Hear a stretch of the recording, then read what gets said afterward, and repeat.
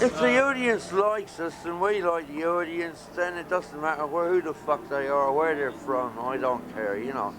But obviously, you know, I have a special fondness for the Irish audiences, and but you find Irish audiences all over the world. You know what I mean? You know. Okay, but I have a special fondness for playing in Ireland itself. Yeah.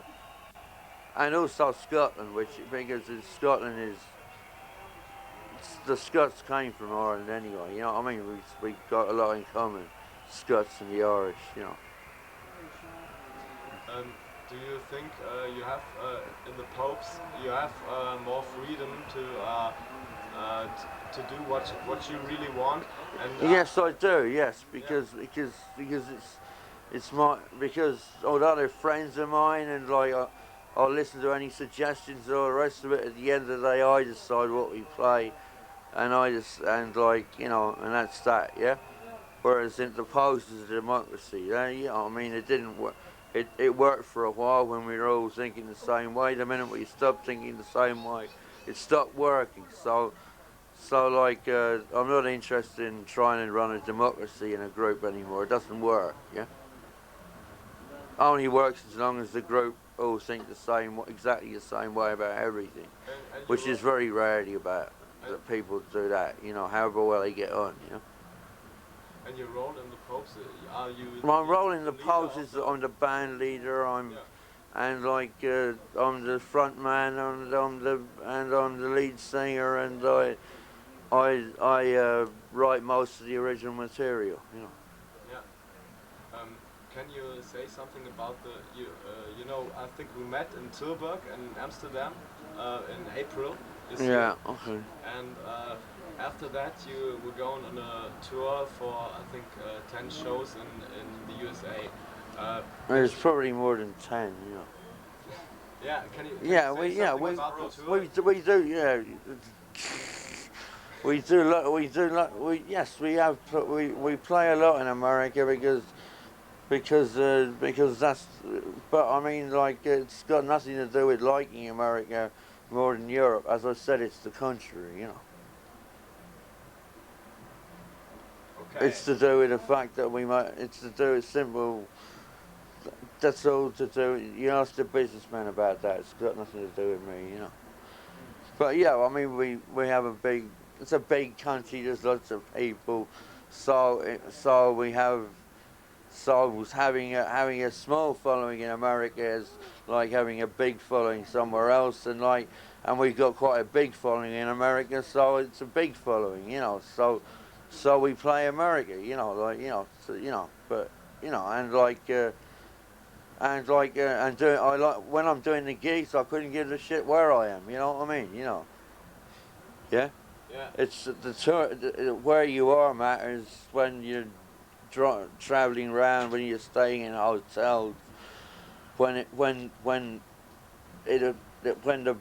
you're going to bars afterwards or restaurants, or going to bars before and restaurants or whatever, you know, like, you know, whether it's an easygoing country or whether it's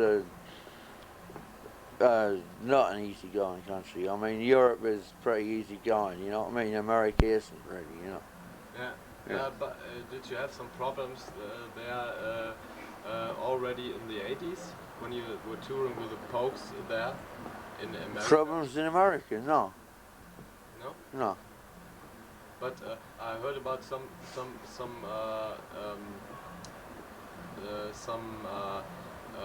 days when you had concerts over there and they wouldn't let you on the plane or stuff like that. Why did that happen? I mean, this happens that happens in all over the place. Not just to me. It happens to bands, all bands. Like they tend to take it to be prejudiced against you because you're a band on a plane, like, you know what I mean, and like you have to behave yourself really well, you know what I mean, like, you know, and even if you do, like, it's still like the captain's decision to throw you off. If he just doesn't like the look of you, he can throw you off the plane. There's nothing you can do about it, yeah. But it hasn't happened particularly that much to us. I'm not throwing that away, sorry. It hasn't happened particularly to us much, no. No. I mean, we don't get on planes and fucking fuck around and raise hell, you know. Like we don't get on hotels and throw televisions out of windows, you know. We're not one of those bands, you know. We're a bit more grown up than that, you know. Yeah. Yeah. But we just like having a quiet drink, you know. Can I lean back? Yeah. There's one thing, very particular thing about one song, about the old. The old main drag. I always thought about that song. It was kind of like. I thought it was influenced by Charles Dickens, by the Oliver Twist story or something like that. No, it's influenced by my experiences in London in the late '70s, like when the pig. It's about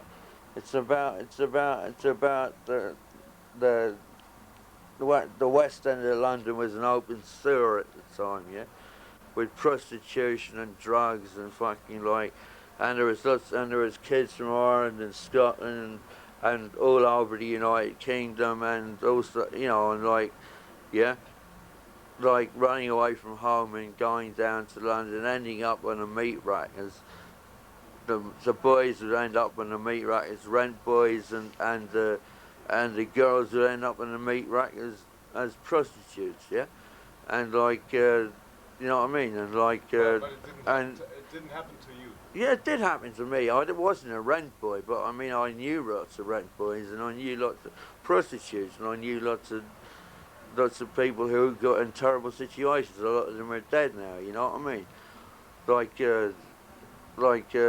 They couldn't get home. They didn't want to go home. They couldn't go home.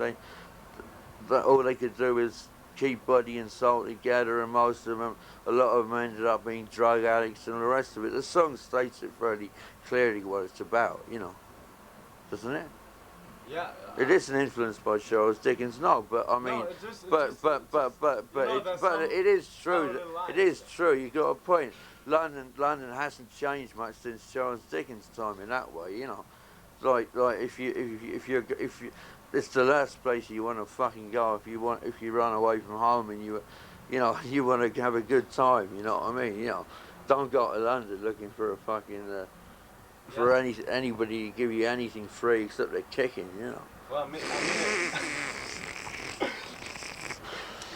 I mean, in lots of your songs, you mentioned London as a really bad place, and but I just well, I didn't. I didn't have.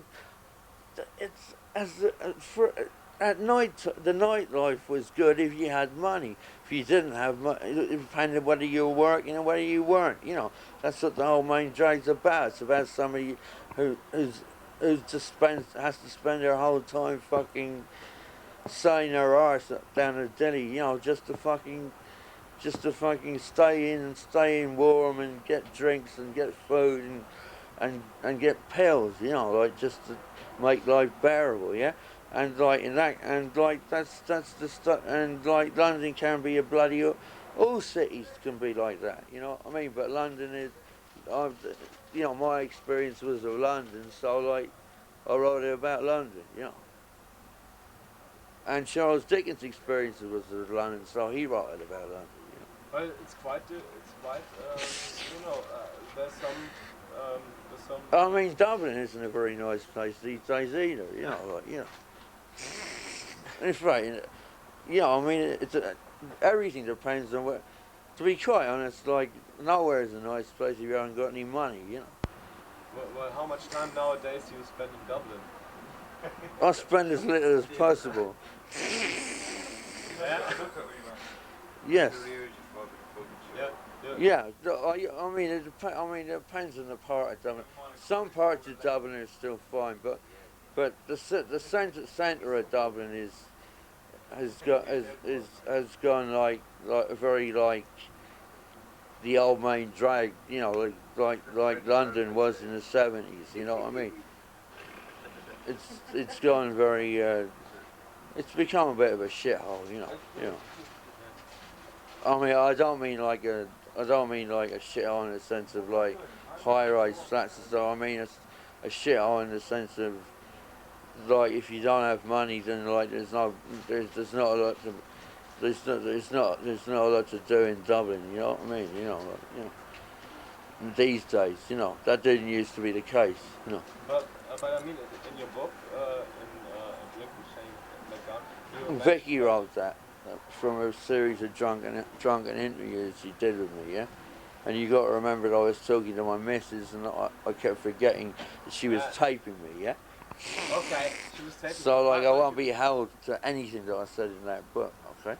Okay, I won't take it too serious, but I just take it serious if you say that you were really scared of London for a couple of times. I am scared of. I'm still scared of London. I don't like London. I hate going to London, and I go there as little as possible. Yeah? But you have to for the country. I don't have to, but I occasionally go there because I've got a few old friends there, and because I've got a very loyal audience there. Yeah. Yeah, I mean. To play to them, yeah. There's a lot of audience there, I think. Yes, so I go to London. Yeah, I don't have to go, but I go. Yeah. But I mean, I don't go to hang out. I go to gigs. Yeah. Yeah. There have been there have been brief periods when London was a great place to be, even if you didn't have any money. Yeah. Like much, yeah. Like the acid house period, or like the real punk period, which only lasted really till the Pistols got big, and then that was over, the real thing, yeah. I mean, and the fact that people are still talking about punk, it's like people still talking about Teddy Boys, you know what I mean? Like there are no real punks around anymore, you know. We're all old men like me, you know. But you know, when you were I think about 20 years old. I was younger than 20 years old. I mean, there was a photo of you, a photograph when you were when a girl bit your ear.